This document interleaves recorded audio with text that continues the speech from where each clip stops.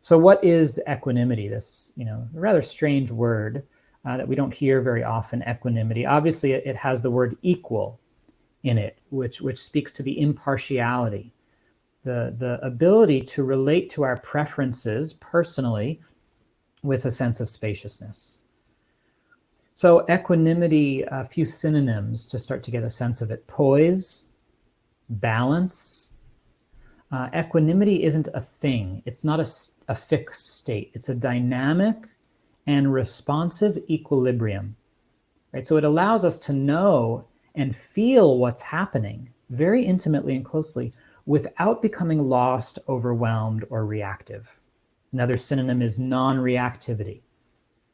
So if you think of a ship at sea that has a keel, the keel, which is very heavy, very massive and deep, that goes down into the water, the keel is what keeps the ship from tipping. So that's equanimity, it's like having ballast in our life, something deep, stable, and steadying. So that when the inevitable changes, the ups and the downs and the pain and the elation of life comes, we don't get thrown off center. That's equanimity. We all have moments of this. Equanimity is a natural quality that we all have access to. Oftentimes we might feel or access this quality of equanimity when we're out in nature. I just took a hike with a good friend yesterday. We went up into the hills and the sun was out, the air was clean. You could smell the kind of eucalyptus trees here in the East Bay in California. And there were some very nice vistas, some nice views.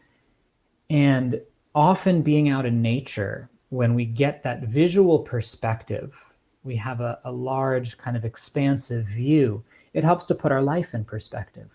You're out at the sea, or you're in the mountains, or you're up on a point, you're out in the plains, and there can be this sense that we access that the heart starts to get really wide, big enough to accept everything just the way it is. And there can be this knowing inside that's like,